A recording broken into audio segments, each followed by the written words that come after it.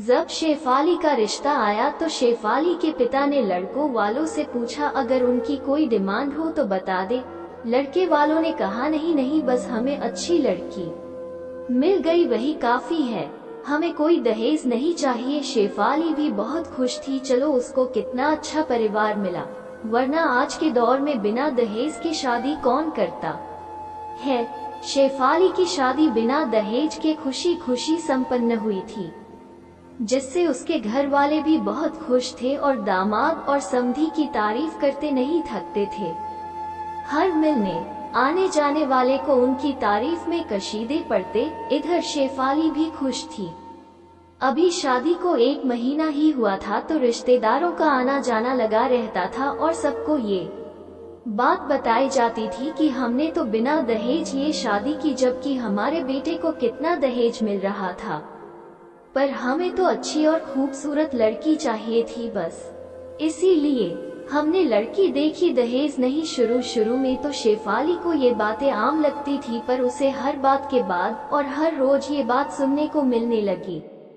कभी सासू माँ कहती, बहू तुमने जरूर सोने के गौरी की पूजा की होगी कि बिना दहेज के इतना अच्छा परिवार और इंजीनियर पति मिला, वरना मोटा दहेज देने पर भी ना मिलता ऐसा परिवार। अब हमें ही देख लो, कितना दहेज देके तो हमने अपनी बेटियों की शादी की, तब जाके तो अच्छा परिवार मिला, वरना इस जमाने में हमारे जैसे लोग कहा।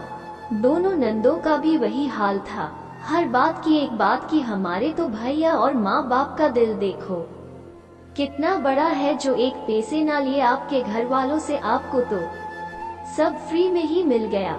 ये बातें शेफाली को अब सुन के चिढ़ आने लगी। उसे ऐसा लगने लगा जैसे कितने एहसानों तले दबी है। ऊपर से घर के सारे काम नंदों का, घर एक ही शहर में होने से वो भी वीकेंड पे चली आती बच्चे और पति के साथ, तो सबकी पसंद का खाना अलग अलग बना के खिलाते हुए उसका पूरा दिन निकल जाता। खाने का भी समय नहीं मिलता, लेकिन पूरे घर में कोई भी नहीं पूछता कि तुमने खाना खाया या नहीं। कभी दिन का खाना रात को तो रात का खाना दिन में खाती, क्योंकि सासू माँ कहती अन्न को बर्बाद नहीं करते, मेहमानों को दे नहीं सकते। मैं और तुम्हारे बाबूजी बीमार रहते हैं तो खा नहीं सकते, तो मजबूरी में शेफाली को ही खाना होता। सब बचा हुआ उसे सबसे बुरा तो तब लगता जब रंजीत भी उससे एक बार भी नहीं पूछते कि तुमने खाया या नहीं, या तुम्हारी क्या मर्जी है। रंजीत भी हर बात में यही कहते, मेरे घर से अच्छा कोई घर होगा भला जो बिना दहेज के करे शादी हो, तो मेरे घर वालों का दिल बड़ा है जो शादी कर ली। अब ये हर रोज की कहानी हो गई थी सबकी। शेफाली ना अपनी पसंद के कपड़े पहन पाती, ना खाना खा पाती। इन सब बातों से अब उसका दम घुटने लगा था। अचानक एक दिन सासू माँ ने कहा, बहू कल घर में हमारे दोनों समधी का पूरा परिवार खाने पे आने वाला है, तो तुम सबकी पसंद के ही व्यंजन बनाना। शेफाली ने कहा, ठीक है मौजी। शेफाली ने दिन भर मेहनत कर के सबकी पसंद के खाने बनाए।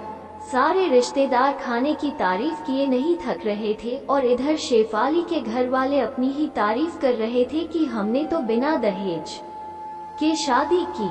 सबके खाने के बाद शेफाली जब खाना खाने गई तो उसने देखा सुबह की एक रोटी बची थी जो सूख चुकी थी, तो उसने वो रोटी कुत्ते को खाने में डाल दी और खुद ताज़ा बनाया हुआ खाने लगी। इतने में सामू माँ आके बोली, ये क्या बहू, तुमने रोटी कुत्ते को क्यों दी? खुद खा लेती तो क्या हो जाता, इतना अन्न बर्बाद कर दिया। शेफाली बोलने ही जा रही थी कि तभी रंजीत आ गए और बोले, तो अब तुम मेरी माँ से जुबान भी लड़ाओगी? पर रंजीत, मैंने तो अभी कुछ बोल ही नहीं। शेफाली ने बोला, क्या अभी भी कुछ बाकी रह गया बोलने को? रंजीत ने बोला, पर रंजीत तुम बिना बात जाने इतना क्यों गुस्सा हो रहे हो? पर क्या शेफाली, तुम्हारे बाप की औकात नहीं थी तुम्हारी शादी करने की, और तुम हमारे घर का अन्न बर्बादी करो और हम तुम्हें कुछ बोले भी ना?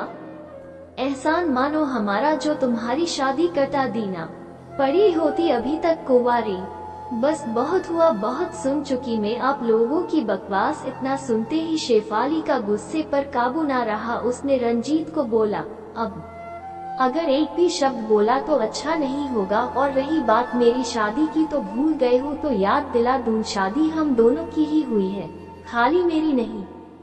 रही बात बिना दहेज की तो तुमसे मेरे पापा ने पूछा था, कोई मांग हो तो हमें बता दीजिएगा, क्योंकि मेरे घर में दहेज देना वोट लेना दोनों ही काम नहीं होते और ये कानून भी जुर्म है।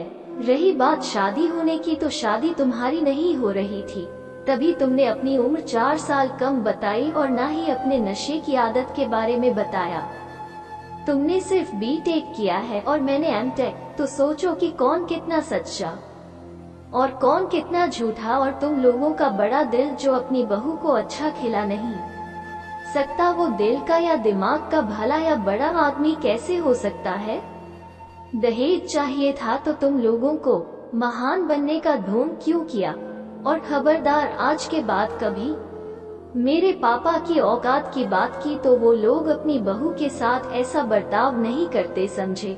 वहाँ बहू की इज्जत की जाती है, उसको खुलकर जीने की आजादी है। तुम जैसे दोगले लोग नहीं, मेरे घर वाले मुंह कुछ और पीठ पीछे कुछ। और उस दिन रंजीत और सासू माँ शर्म से सर झुकाए खड़े रह गए, क्योंकि जिनके सामने वो दहेज ना लेने की बड़ी बड़ी बातें करती थी, उन्हीं के सामने आज साटा सच आ चुका था और सब कोई तू तू कर रहा था।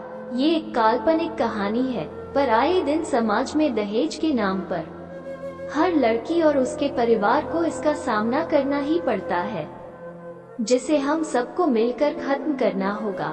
अगर अपने दहेज नहीं लिया तो अपने लड़की या उसके घर वालों पर कोई एहसान नहीं किया, बल्कि आप ये सोचे आप भीख मांगने से बच गए। दहेज लेना एक भीख ही तो है।